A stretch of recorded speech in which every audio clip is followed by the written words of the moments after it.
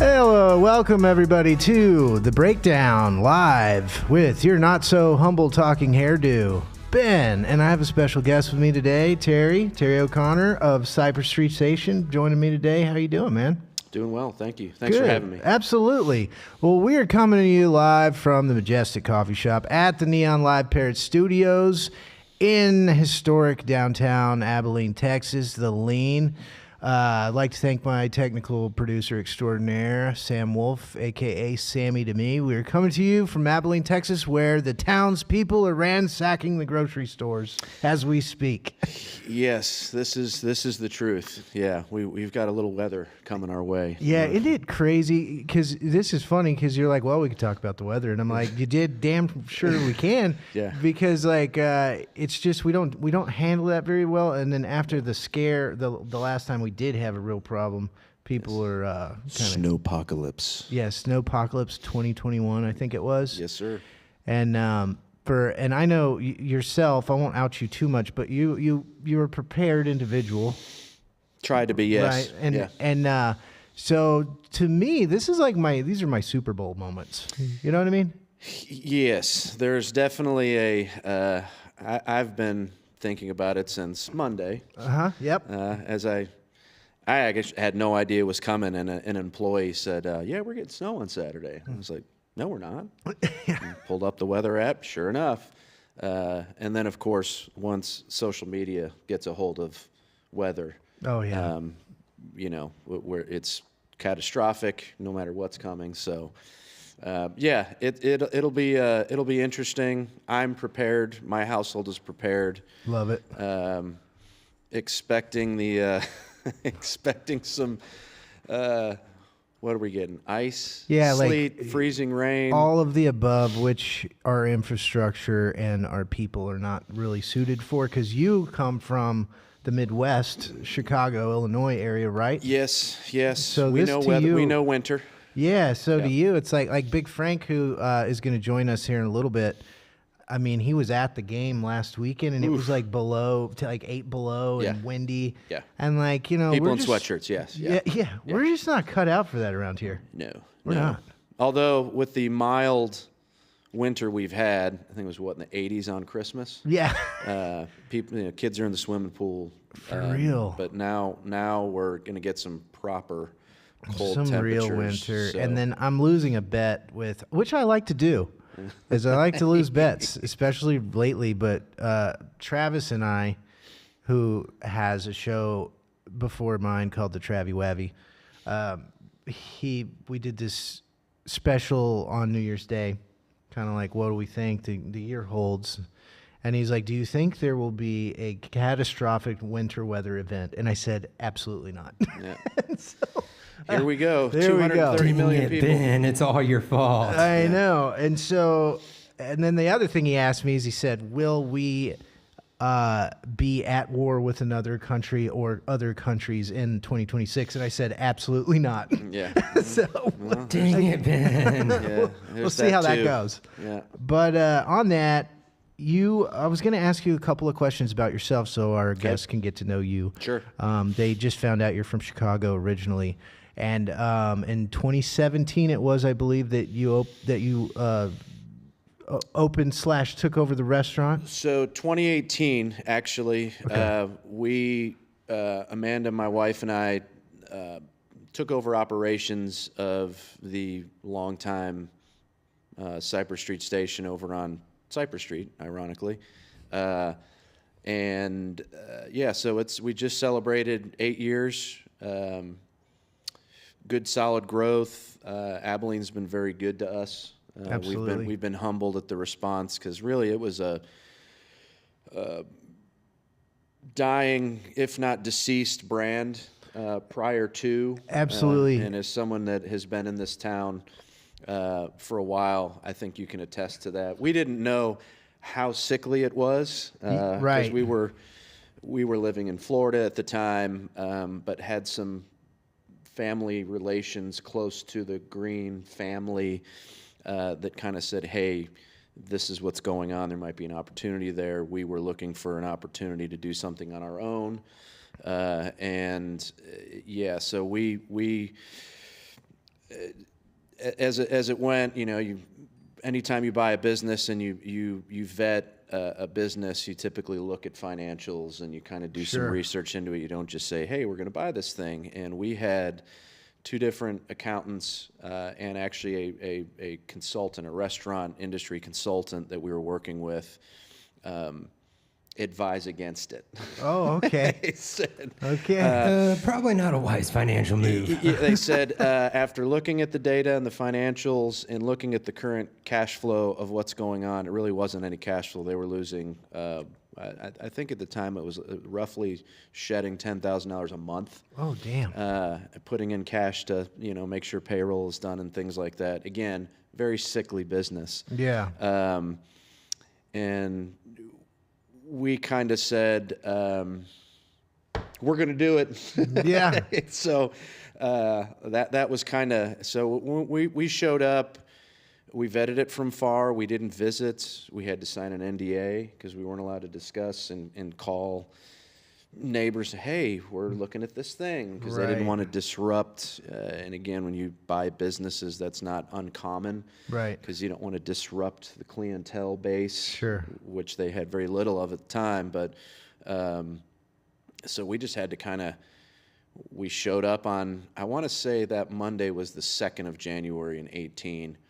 And Jeff Green kind of brought us around town and introduced us to people at First Financial Bank that were around, and some of the foundation guys, and just kind of brought us around and introduced us. And of course, everyone was kind of, who are you people that are going to be doing? We don't know you, Right. And if, again, I've learned in 8 years of being here, there are probably 4 large entities, if you will, that peddle and influence. And it used to be a pretty exclusive club until the data center folks came. Now it's a little different. Things are a little bit different. And I will say, having some growth around here, I think prior generations that have now kind of aged out of the process of being involved, really wanted to keep things small, right, in the way it was. But you can only go so far. You can't grow if you're not willing to explore new opportunities. And right, the Development Corporation of Abilene, who like them or hate them, I'm kind of in the middle. I understand what they do, but they've been bringing in, the cheese factory and the cookie factory and some of these other big manufacturing hubs, and they were pretty influential, I believe, in these data centers being brought in. But at the same time, you go, what was promised to said data centers? Right. Resources are key. Water around here is definitely a premium. Marrying into a ranching family, and I know your family is ranching as well. Water is not something that comes easy around here. No, and people tend to think that that's not the case. I don't know why. People think that you're crying wolf on water and power, and it's just really, like you say, it's important, and that's one of the things. One of our mutual good friends, as I like to refer to him as, is Dr. Carr, Dr. Brandon Carr, not a doctor, but a doctor of life. But anyways, he took a couple of digs at me last week on Trav's show, which I loved. Yep. But and I want to have him on my show as well. But it's very interesting, kind of the scale of all this stuff, right? And I've taken over the past year, I went from I would rage about it on my platform here, and then I've come to a place of acceptance where this is just happening, Nothing you can do about it. So now where I want to be geographically may change in the future depending on the infrastructure and the people, the massive amount of people, which you being a restaurateur I know for a fact it's been wonderful for your business. We have yes, we've been beneficiaries 100%. We having gone through the construction process over there and preparing for that, we knew that things were going to get lean because I don't know if your viewers know this. Abilene does not participate in any sort of commerce with even the minor inconvenience. Right. It's so like it could be the chance of rain. It could be some cold weather. Now a construction cone. How far you have to park? Walk from the parking. The orange cone, kryptonite to most Abileneans. We can't get past. We cannot get past the orange cone, even if they know on the other side of that orange cone is salvation. We're not getting past it. So that was tricky, but most of these data center guys, and now we're getting as clients, the managerial, supervisory impact. So these groups from Oracle and Caruso, the architectural firm, and DPR, the general contractor, and Lancium, and all these. We'll get groups of these guys come in, and their per diems, I don't think they have one. No, they just get cards. So they just get whatever they want. Yeah. So that was really, I think, what impacted our really solid growth this past year. But as we've got this project going across the street from us over there with the pedestrian park and additional public parking. Because again, if Abilene can't pull right up to right in front of where they need to go, they may not go. So having some parking, which is a mere stone's throw away from our front door, I think it'll benefit everyone around here. Oh, I agree. It's going to be. It was nice to see. Still need more of it, though. Still need more of it, but I'll take 150 public spots, and it was nice over to a new see. Development any day. Yes, with no parking. But that'll definitely that'll be helpful, and the basics of convenience kind of get put to bed. Then there's the excuse goes away. It goes away to a certain extent. So we'll see. I think that's supposed to finish off in the spring, summertime, and then we'll start rolling. And back to the data center thing. I look at it as an oil boom right now, right? But different. We've got, I think they said 5,000-6,000 people a day working 3 8-hour shifts. So they're 24 hours a day. It's 3 8s. And most people work 2 of those 3 shifts. They go home for 8 hours, they come back and work 2 more 8s, I think. That'll all stop once these are built. And then you're going to have hundreds, maybe 1,000 people that are operating, the engineers, the software people, things like that. Again, probably high earners, so will be potential customers of mine. Great. But this boom of activity that we're seeing during the construction will come to an end, I think, and then it's going to be. And I guess it depends on when that end comes. Yes, it could be 2 years. Yes. It could be 10 years. Yes, I've heard months. I've heard contracts are ending in June for some people, over the summertime, and then I've heard 8 years, up to 10 years. Because it is telling when you see the Elmdale Road RV park opening up, the one on the north side, Walmart opening up. You got a man camp being built in Clyde. Yep. So, those types of semi-permanent infrastructures lead me to believe that this is going to go on for a while. Yep. But who knows, what that's going to look like. The other thing that's funny that I heard from last week's show with Brandon and Trav, is they were talking about music. And you were also quite the musician yourself, and you and Brandon have done collab together one time. Okay, really. And what's funny is talking about construction road cones, Abilenians, and what they're willing to do and not do. And Brandon said something really funny. He said, "People in Abilene look at music as a service, and they don't really want to pay for it." Yeah, for as artsy of a town as this, and maybe we can unpack that a little bit. There's a lot of visual art Right. Paintings, sculptures, visual art. You've got a lot of that at the Grace Contemporary Art Museum. You know, there is a large artsy contingent in this town. I think Right. ACU's got some pretty big art programs. Somehow music doesn't necessarily fit into art. Right. Which is Why do you think that? Do you think that has to do with our deep-seated Church of Christ, old school Bible Belt mentality, or no? That's just something came into my mind. Yes. So, and I'm not being cynical. I'm just no, and I know what you're saying, and I will say, yes, I do think that, and I think it's a generational thing. I grew up in a musical family, right? You know, in Chicago. My grandparents were musical. My parents were musical. Every one of my 4 siblings and myself were all in band in school.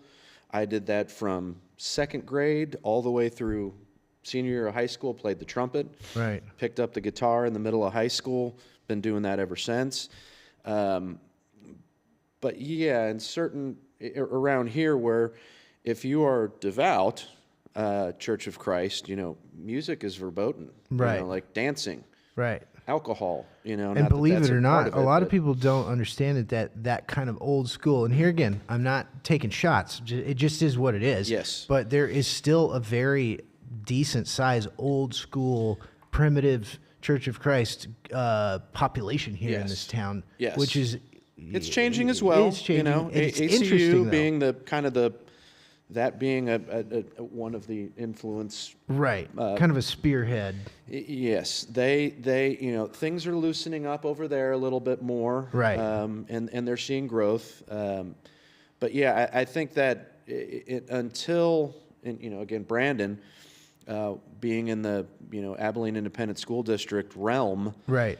If there's no focus at the grade school, if you don't get into the young children early and get them interested in this, nowadays with all the distractions, being that guy right there, yeah, exactly, the thing in my pocket that keeps buzzing, exactly.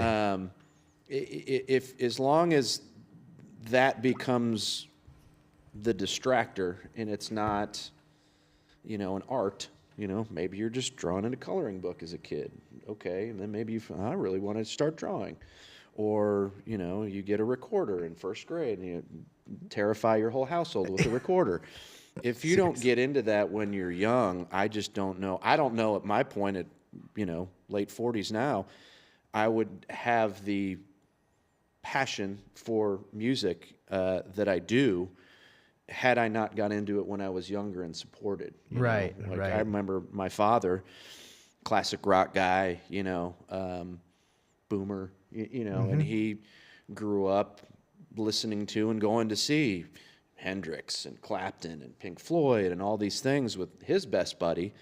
And he was not musically inclined at all, but he was into music. Right. And when I was, you know, he had a massive vinyl collection, which was at some point destroyed because no one wanted vinyl. I can only imagine what it would be worth now. Yes, same. But my dad, same thing. I remember seeing fully all these subscribed when I was a to kid. compact discs, Yeah. which for the young people out there, that's the little, it's a CD. You used to keep those in your Visor. your visor of your car, and you'd be able to drive with your knee while changing CDs.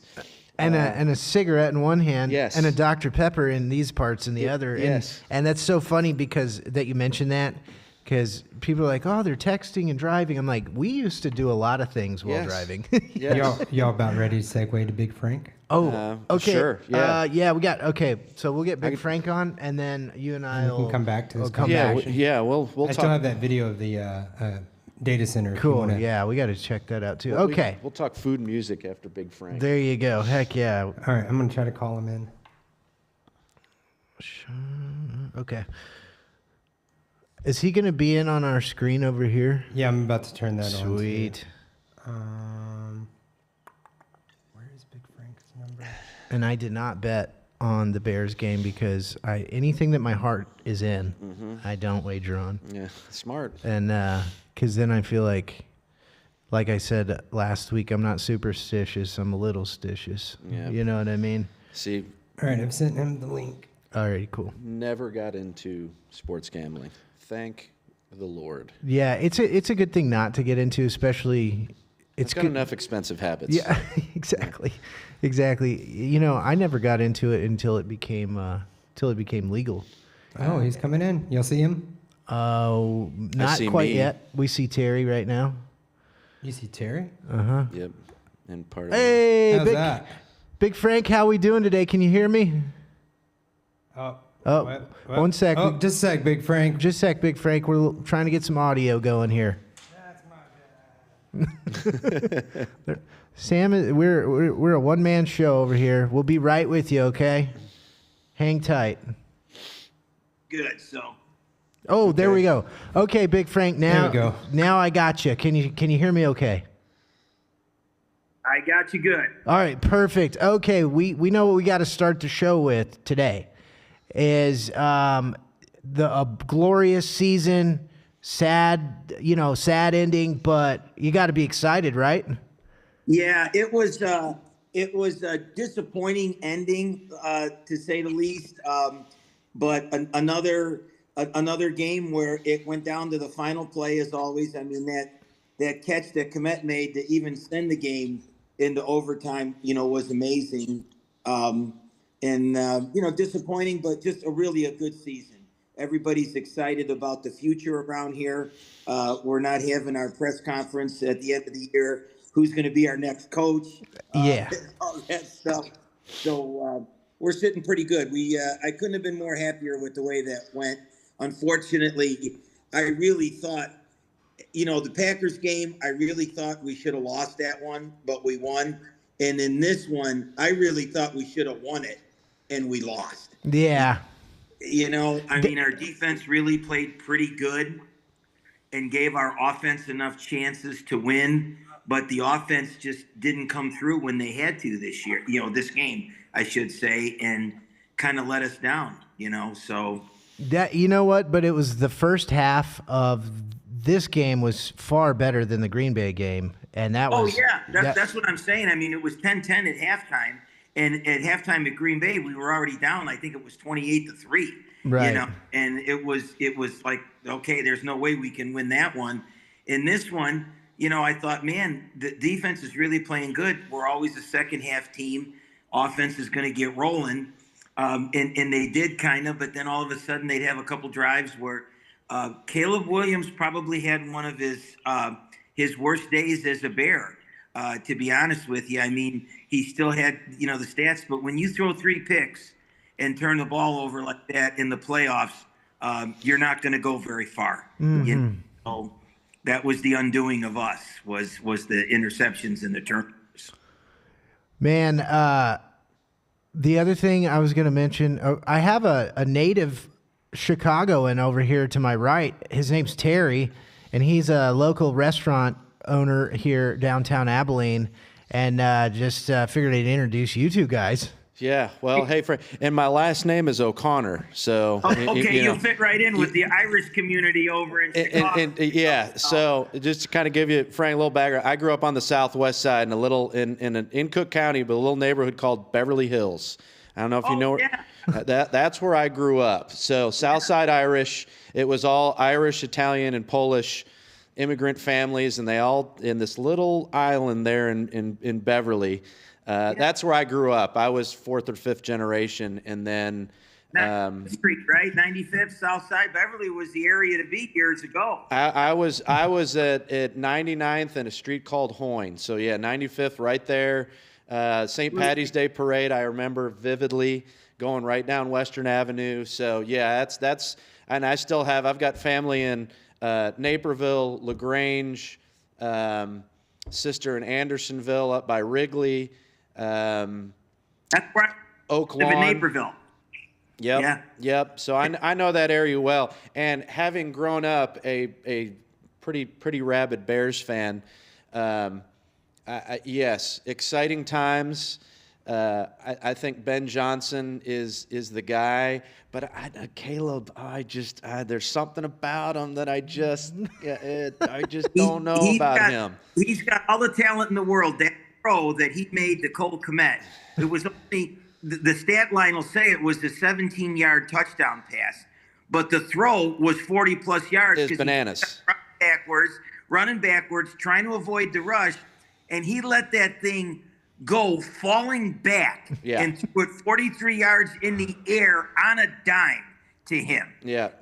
There's maybe one or two guys in the NFL that could make that throw like that, and he's one of them. Yep. But then he does the stupid stuff where in the overtime where he just underthrows the guy, throws an interception, isn't reading fast. I think he's gotten much more improved than he was last year, and hopefully this next year he can get over that hump, and he makes the difficult plays look easy, and he makes the easy plays look difficult. Well, and that's to your point. Yeah, it's can Ben Johnson rein him in and discipline him to a point where, you know, he knows how to read an offense, and it's not just, oh, the offensive line has collapsed. Now I have to scramble and somehow make a miraculous throw down the field and hope that my guy goes up and gets it. Like, you know, I having my heart been broken so many times watching the Bears.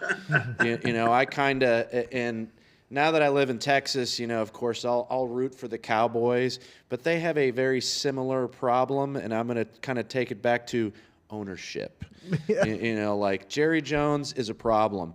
I've not been a big fan of the McCaskies in their management style. It's always been, let's assemble a great team of athletes and then get a discount coach. But I think they finally went out and got a stud for a head coach. So I think that they can build on that.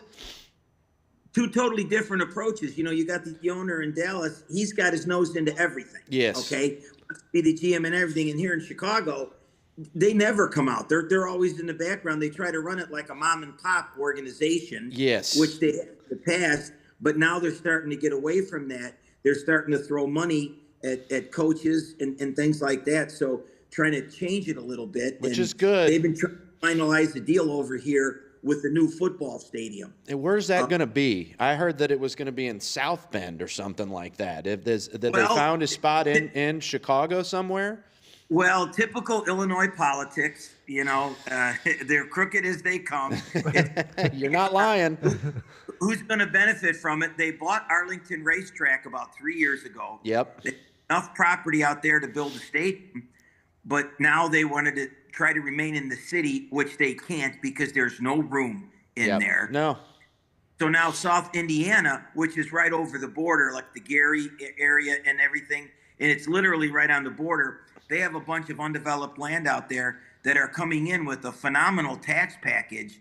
And so now they're trying to say, well, look, unless the Illinois Assembly can approve some tax incentives and stuff like that for the Bears, we're going to seriously look at Indiana, you know. And so who knows? Like you said, in Chicago, who knows what they're going to do. And the Bears, they are the only team in the NFL that doesn't own their stadium. The city of Chicago owns Soldier Field. I didn't know that. So they that. lease it to Bears. The only thing the Bears get on game day are the ticket sales and merchandise. Wow. Concession, parking, and everything go to the city of Chicago. Wow. It's got to be one of the worst deals ever, made. And some gangster shit. they keep fighting to get out of that and get to their own stadium. Finally, they realize that that's the way to do it. And hopefully it'll get done within the next year or so, because it's still going to take 3 to 4 years before the stadium's ready to go. Yeah. You know, so we'll see. All right. But it's exciting times. I'm, again, if we can keep the fingernail polish off of Caleb and he can actually learn how to play the game and drop back quarterback, read the defense, maybe check it down every now and again, you know, we may get somewhere with him. But I'm a big Bears fan. We're feeling positive. It's good. Yes, I'm there with you for sure. So, Big Frank, I got some questions for you for the upcoming games. We got to make some picks here. So, the Patriots at the Broncos. Broncos, second string quarterback. What do you got? Who do you got? Yeah, it's just with the quarterback going down, you got to lean towards, New England. But am I the only one to think this is like, of all the teams that are in the playoffs, New England, Denver, Seattle, and the Rams, it's like What happened this year? I mean, maybe the Rams because they got an offense, but it's like you felt so sorry for Buffalo in that game, and there you go again when you talk about quarterback play. Josh Allen basically lost that game for him. Yep. Yeah. But the coach got fired. Yep, that's right. Oops. Yep. Yeah, I mean, I'd take that in a heartbeat, a coach with that kind of record. Yes. And then Houston with a defense like that and the quarterback just absolutely, I think a high school quarterback could have played better than C.J. Stroud in that game and gave a better chance to win. Worst outing of his career. Yeah. Oh, yeah, it was horrible to see. And then New England, there's no way New England should have been in this game this coming week. And, Denver's got a tough D, but their quarterback goes down. So, I mean, I don't know on that one. I'm not sold on New England, but, with the backup quarterback going in there, I think you almost have to go with New England. Yeah, I would agree with that. I like that one. And then the Rams, Seahawks, I always root for the old guy, no matter who it is at quarterback. I'm always rooting for the old guy. But I think I could suit up and play for Seattle, and we could win a Super Bowl. Yeah, with how good those guys I are. think Seattle's a team to beat. Yeah. With the defense that they have, it's just like Houston's. I mean, that's a hell of a defense. But, LA's got some weapons too. And that one, they've already played each other twice because they're out of the same division. So it's like, who's going to show up? Is Stafford going to show up and play good, or is he? He didn't have really a good game last week, and I'm assuming a lot of that had to do with the weather. It was pretty cold and snowy out there. But I mean, if he gets going with the weapons that they have, it could go their way. So that one's a hard one to pick for me. I mean, I know they're playing home in Seattle, but I'm like you. I hate betting against Stafford. I think he's going to come through and have a really good game. Absolutely. Well, Big Frank, if the Raiders trade the number 1 pick and get Lamar Jackson, I'm gonna have to be on somebody's gonna have to send me to a crazy person house. I don't understand. That's a great theory. Where did you hear that? I don't understand what's going on with them. You got all these head coaches that are signing. I don't hear anything about the Raiders on who they're looking for. Harbaugh already signed. Now you got the guy from Buffalo, McDermott, out there now. Stefanski went to Atlanta. I guess it's like, who are they looking at? You don't hear anything from them. And I think, unfortunately, the deal there is nobody wants that job. Like, top tier coaches don't want my Raiders job, And then I don't know. I guess we'll see. Yeah. I hear. Where are they picking in the draft this year? Number 1. Oh, well, they'll probably take that Mendoza kid. They better, but they constantly screw stuff up like this. You know what I mean? I've heard rumor that they might trade the pick to get Lamar Jackson out of Baltimore, and I'm like, it's not. I hope that doesn't happen. That's the problem. No, I wouldn't do that. I would, if you're gonna throw your your chips in on Mendoza, get a guy in here that's gonna work them up, and do good. So. But yeah, it's amazing that nobody's. I would think that would be, it's Vegas. It's a kind of a high profile job. It's better than Miami, I would think, and who else? Cleveland, yeah. And the Cardinals still got a guy opening. I mean, I don't know. There's still quite a few teams out there that are looking for head coaches yet. So. Well, I guess we'll see what happens, Big Frank. I guess we'll see you next week. And thanks for joining us. And I hope that you guys have a great week, and watch out for y'all. Y'all are good with the weather over there. We got the weather coming here, and nobody knows what to do. So I heard you guys got some big snow and ice coming in through there, so be careful. Yes, sir. Yeah, well, at least a couple inches. Yeah, it's good talking to you, Big Frank. Thanks for joining us. All right, Nice meeting you. Later. Thank you. All right, have a good day. Bye. So that's pretty cool. Rarely, if ever, have I had a Chicago person, a native Chicagoan in the studio, and then my Big Frank link. So that was really fun. I hope you enjoyed that. Yeah, no, that's my old stomping grounds. Heck It's yeah. been a long time, but Sure. I still have connections. But you're always where you're from. Where you're from's where you're from. And I mean, I was there when the '86 Bears happened, so There you I've go. always have that memory. Yeah, that's so cool. I had a what was my jersey? The kicker's name, Butler. There you go. That was the jersey I had, Butler. That's awesome. I've recently got on YouTube and watched some like the 80s, early 90s football yeah. stuff. So cool. Yep. And the Bears were actually like really badass. Oh, yeah. That was crazy. Yeah. And then Jim McMahon took a fork McMahon. in the eye, still can. Yeah. It's so nuts. So I do this not every week, but when I got a new book I'm reading, Okay. I talk about it for a second Okay.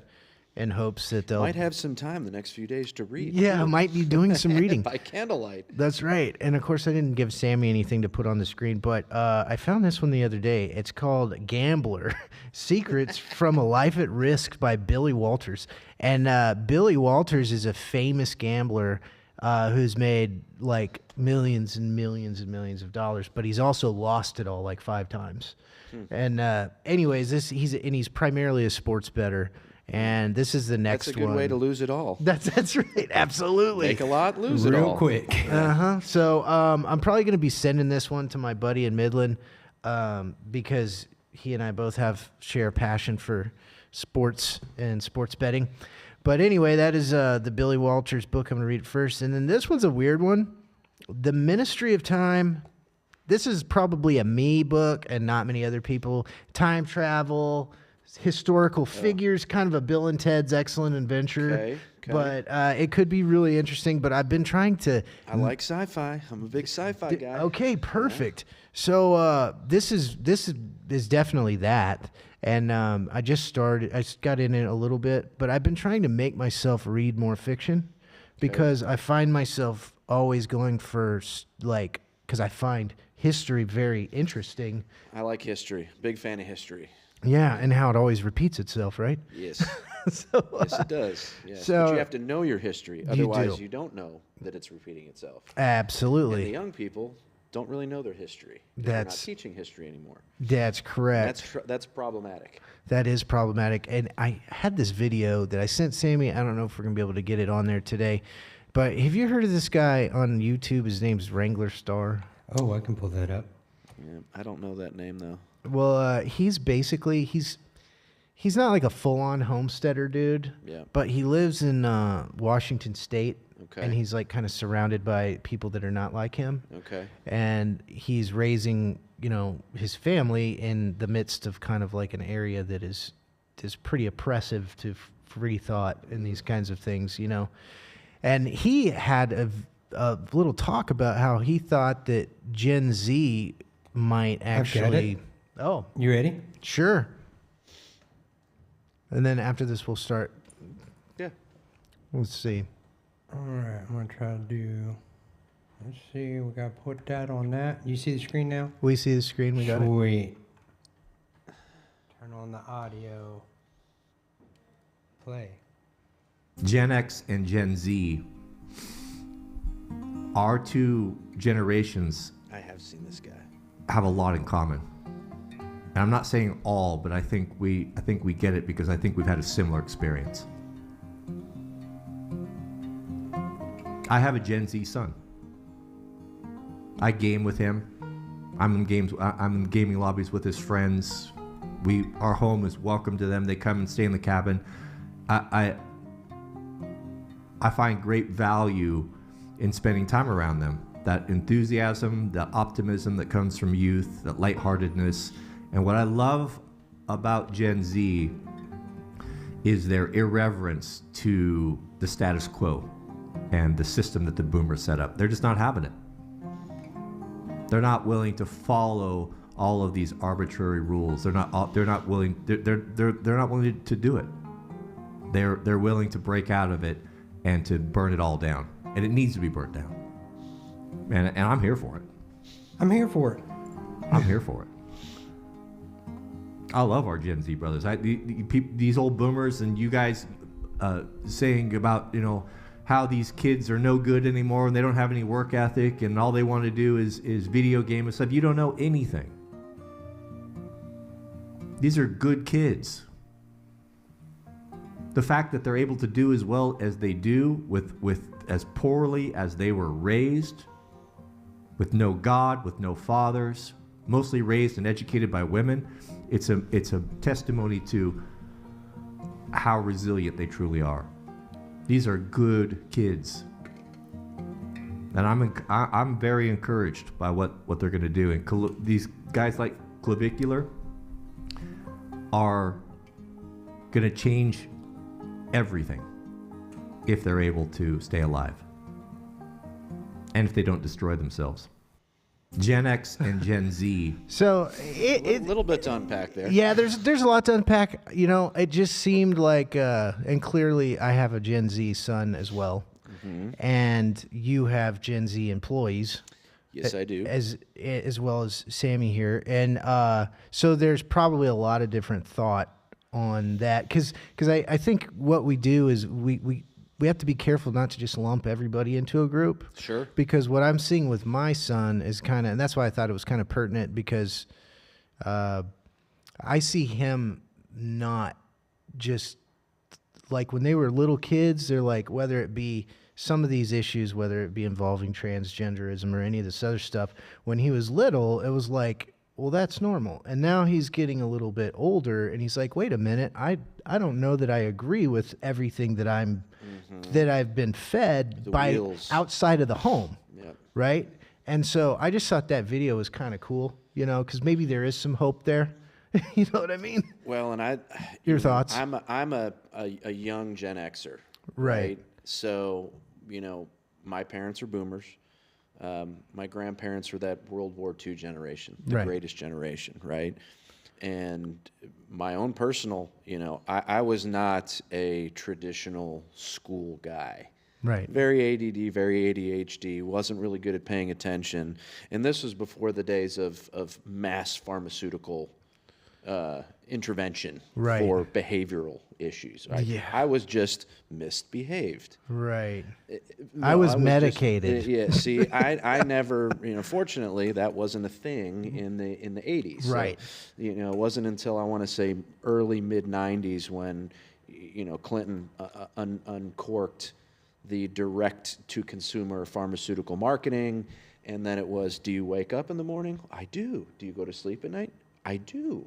Yeah. Then you need to take blobbity blue blue. Yeah. And you go, oh, you know, maybe I do have a problem. I wake up and I go to sleep. You know, and that's and the lunacy of Right. You know, and you see it now. You know, for years, I want to say 4 or 5 years. You know, really kind of hit off. Probably right before COVID, just stopped having normal television. The streaming thing came on. Don't Yeah. really spend a lot of time watching television anyways. But you lose the mainstream broadcasting. And that's Right. ESPN. That's your local stuff. And then all these years later, I wanted to start watching sports again.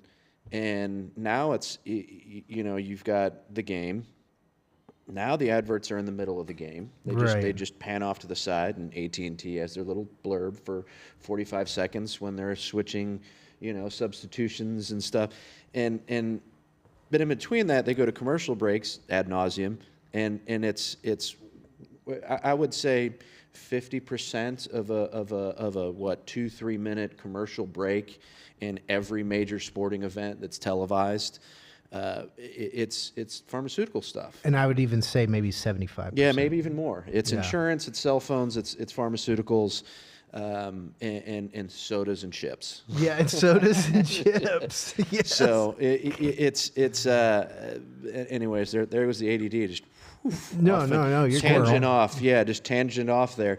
But you know, my grandparents, when I didn't do well in school, it was not okay. Right. You know, what are you going to do with yourself? Right. And when I think I told you I was going to bring this up. I attended 1 year of college at James Madison University. Yes. Which is where Signelli is from. That's right. The wonderful coach of Indiana University. Went there for 1 year, and then at the end of the year, they kindly asked me not to return. They said, we're going to give you a year break, and then you can reapply. And I said, oh, I'm not really going to do that. Of course, my parents were absolutely devastated. I remember my mother, like, crying and hugging me. Like there was no, like, what am I going to do now? And Right. Of course, at the time, I was like, I'll just go find a job. Yeah. Went and got a job waiting tables. This was in 1997. And I've been doing it ever since. Nice. And found my path in the restaurant business, and now I have my own restaurant, a successful restaurant. Absolutely. And a partner who kind of has similar goals and mindsets, so it works real well. We're a good pair for that. But there are, you don't have to fit into that box. And I think to the point that I can't remember his name was making is, World War II generation, yeah, they kind of had a box. Boomers clearly had a box. Yeah. And then Gen Xers, we were kind of that latchkey kid, feral generation where we kind of, figured it out. And then, millennials came along and totally different. And now you've got the Gen Zs who are primarily children of, I think, younger Gen Xers and millennials. Yeah. If I'm Generally born after the millennium. yes. After 2000. And I think, to his point, I think, yeah, there's this, I don't want to be in this box. I don't want to just fit the mold. It's going to be tricky because with AI, I see young college students a lot. I employ a lot of college students, and a lot of them are starting to you can kind of see the wheels turning, and they're kind of starting to figure out that just having some nuanced degree in something that is more of a maybe it's just something they're interested in. That's fine, but you still have to have skills. Yes. And you have to be able to communicate first and foremost. That's 99% of what my job is communicating. Right. And that's if you don't know how to communicate because you've spent most of your life behind a screen. Yes. In communicating via text message or WhatsApp or whatever, Instagram, Snapchats, whatever. And that's how you communicate. When someone that was used to making eye contact and talking to people, when you have to interact that way, some of them, I mean, we've seen some come through, they have no idea how to do it. There's an and they get anxiety. Yeah. Yeah. You look them in the eye, Yep. and you communicate, and they clam up, and they shut down because they don't know how to process. When you get a text message, you go, how do I want to respond to this? Exactly. It may be 30 seconds. It may be 4 hours. It might be 2 days before you need to respond. Yeah. But when you come up to another human being and you ask a question that demands a response, if you don't know how to communicate, it must be carnage in the mind of people that don't know how to do it. We take it for granted. Yeah, right. You're a good communicator. I think I'm a pretty good communicator. For people that don't know how to do it, it must be, again, they get this anxiety and panic, and they just crumble. Yeah. They just fold up and just tuck them underneath the table, and that's it. I know it's not funny, but it is funny. It's hard not to laugh at. But yeah, and so we'll see. I mean, I don't know, but yeah, it is nice to maybe, and of course, we could start going down different tangents as to why Gen Z is in the position that they are. Sure. I am one to say that until we see boomers do what they should be doing at this point in their life, which is retire. Yes. Go live out your golden years and retire. And get out of positions of power. Get out of all of that. Start turning it over. Are the boomers in power right now? Or are we still being controlled by the generation above the boomers? Well, those are all dead. The What World are the War II. 80-year-olds? Are they boomers? Those are boomers. Yeah, those are Boomers boomers. was a big generation, I guess? Yes, they were the children. Or was there something between boomers and Gen X? No.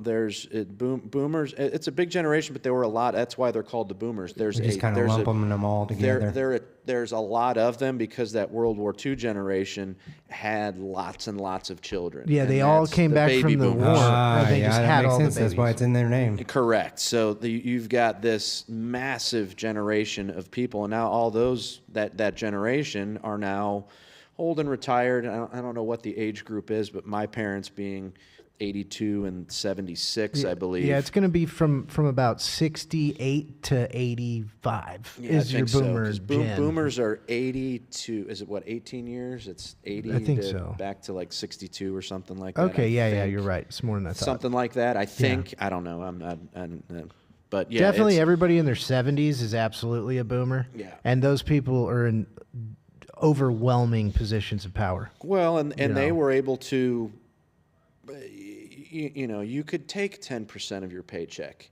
and invest it in the stock market. Yes, yes. And after 30 years, it would be a couple of $1 million maybe. And you could live off that. You know, Right. I don't know that you can now retire at 65, a normal retirement age, with less than $4 or $5 million if you expect to, you know, I would have no idea. But Yeah. no, I'm not close Depends to on that. how you're, how your estate How planning. you're set up, Yeah. and Are you planning for medical? yeah, and we're not a healthy people. You know, No. we eat garbage. Yes. and- Even when you try to eat good, like in my house, we try, but Yeah. still, it's like, you know, it's not that great, even when you're conscious of it. But at least we're not just at the trough with the, you know, Lay's potato factory people. or Well, whatever, and that's a fun tangent, kind of over to the restaurant side. You know, we've made a conscious effort to try and source whole ingredients. yeah, and not to make your head large here, but a few years ago, I kind of went on this kind of health kick journey with fitness and diet, and I came to your restaurant almost every day, and I lost 45 pounds. Yeah. And it's not just because I came to your restaurant. Yep. However, I could go there. You could participate in that. I can go there and I can eat clean and eat good. Yes. And there's not a whole lot of places that you can go do that. No. And so, you know, bravo to that. It's punitive from a cost standpoint to try and do it. We decided, okay, whole ingredients. Let's bring in a potato. I feel like that's true for anything that you use in premium ingredients for, at least in the food side. Or Yeah. beverage side is the same way. Like my premium coffee and premium ingredients that go into it, I'm paying more for it and I can't pass that along. Yes. Well, and we, you know, because Abilene's got an interesting demographic breakdown.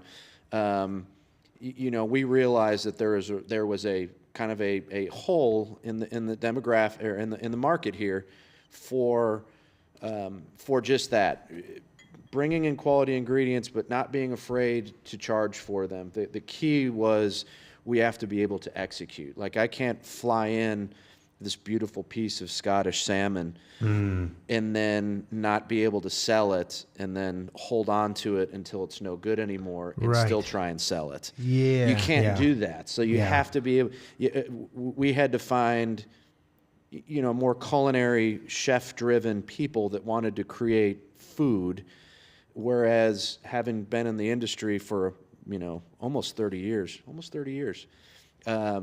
and worked at chains, even fine dining chains, high-end steakhouse. And I saw it back in the probably mid-2000s where we used to make soups in-house. Now they've outsourced that to some company that just makes soups. Right. And now the soup comes in A bag. plastic bag. Yeah. And you put it in a warm water to heat it up. You open the bag, you pour it in a bain-marie, and then you just hold it there. It may taste the exact same. However, because it's not fresh anymore, you've got preservative to give it more of a shelf life. And as we're starting to learn, it's poison. Very good.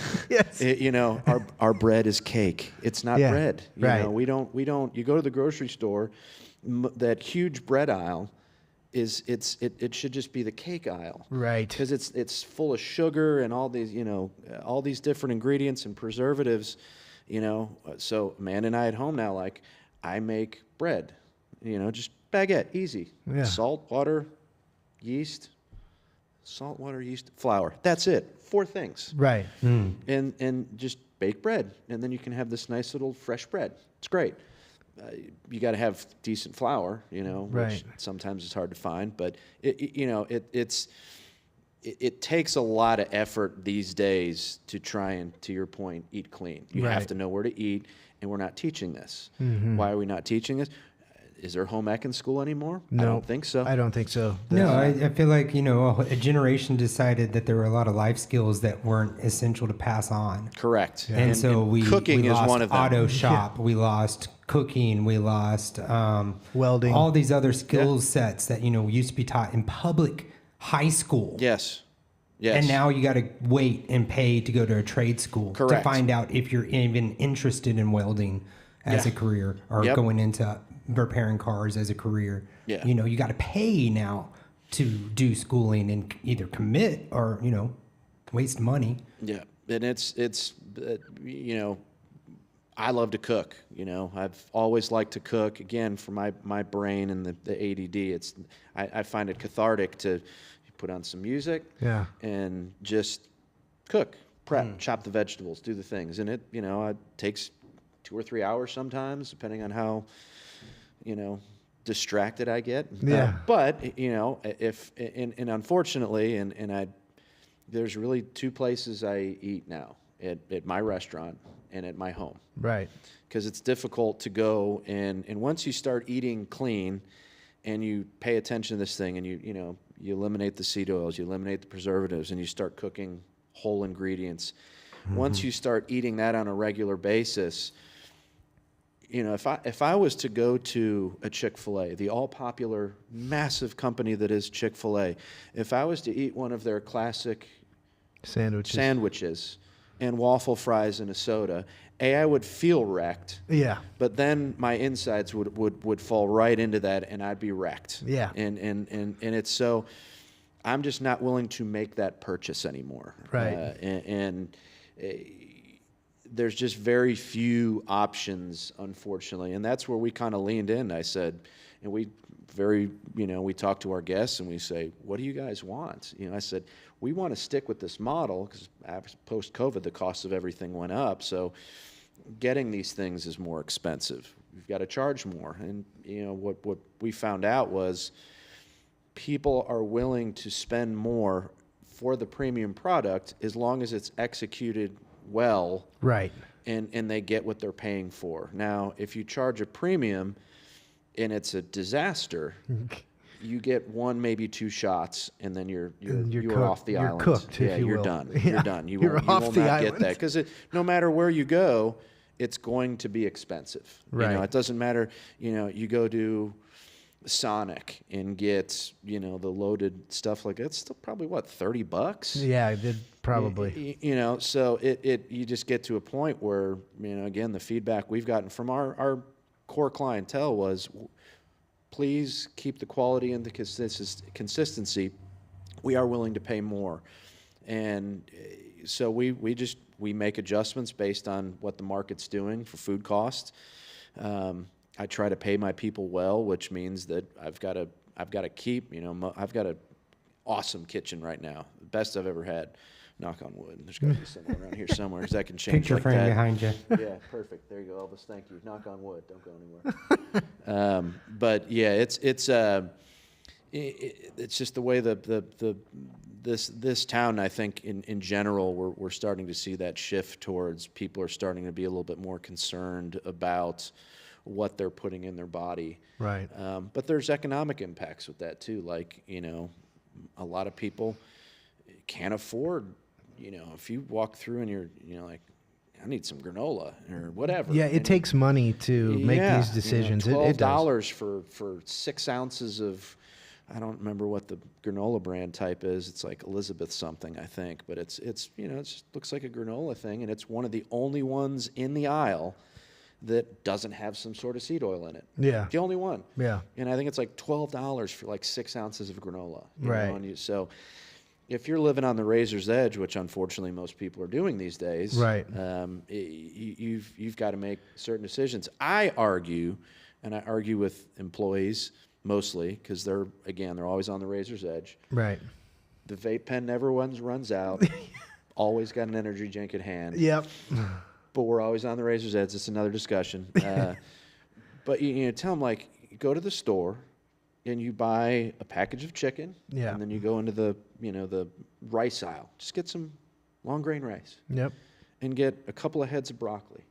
yeah, it might cost nowadays. It's probably $20 to do that. Sure. But you could probably eat off of that for 3 days. Exactly. As an individual, I used to meal prep. Now I don't. I'm a little bit more handy, so I can just do things. But yeah, it's going to be interesting to see what the industry is willing to tolerate, because I think people are starting to figure out, soda's not good for you. Right. And, French fries in moderation, okay. But just the highly processed foods.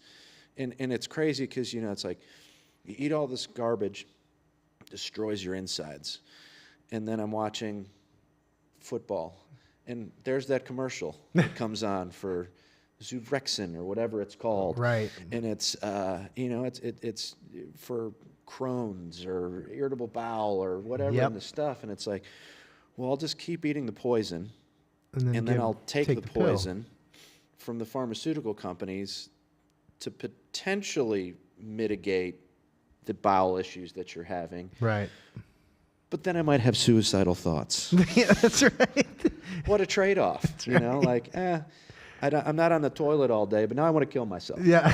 What a trade-off. Yeah. So it's almost so backwards. It is. It's frustrating.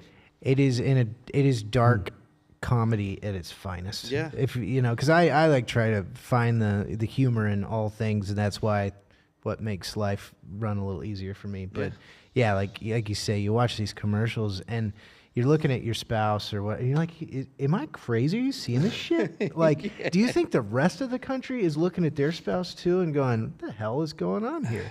And hopefully the answer is more and more.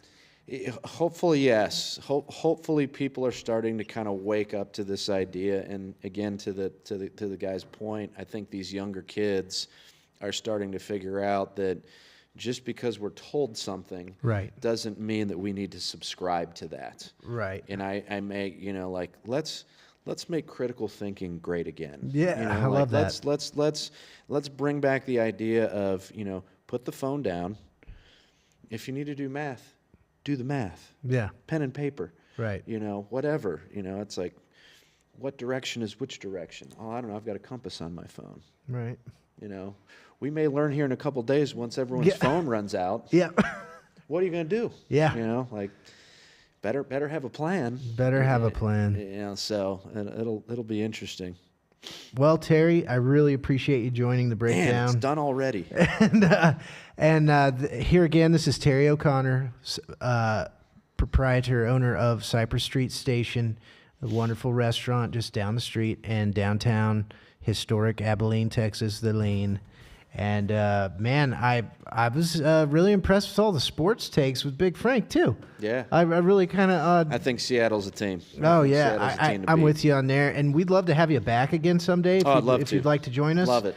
And I can do this all day. Awesome. Well, thanks again, and Thanks for having me. Absolutely. And thanks to my technical producer extraordinaire, Sam Wolf, aka Sammy to me. And we are coming to you live from the Neon Parrot Live studios at the Majestic Coffee Shop, where we are allegedly serving Onyx coffee, the premium, best coffee there is in the land. And to all the townspeople ransacking the grocery stores. Stop it. And apparently the gas stations. Stop it. Oh, and the gas stations. The gas stations are now running out of gas. Of course. And so that's just what they're going to do. But I just... In closing, a guy tried to go get a propane tank filled like 2 nights ago at my local Allsups, and they said some guy just bought $850, bought us out of propane at the Allsups. And I'm like, the hell's going on here? Yeah. But anyway, stay warm, and I will let you know that milk, bread, and meat goes bad after a time. So if you stockpile no power, it, no electricity. That's right. But you can put it outside. That's right. You can put it outside. Stick a cooler outside. That's an option. That is an option. But here again, thanks to Jan and Hair and Makeup for making us look good today, and all of our live audience. Yeah. And anyways, you guys have a wonderful day, and we'll see you next week. Thank you, Big Frank, for joining us again. You make the show better. And thank you again to all of our viewers. Like, subscribe, follow, all that kind of stuff. Thanks, Terry, again for joining us. Go eat a Cheers. fine meal at Cypress Street Station. See you on the other side. Absolutely. See you on the other side of the storm. You can take us out, Sammy. Thanks, man.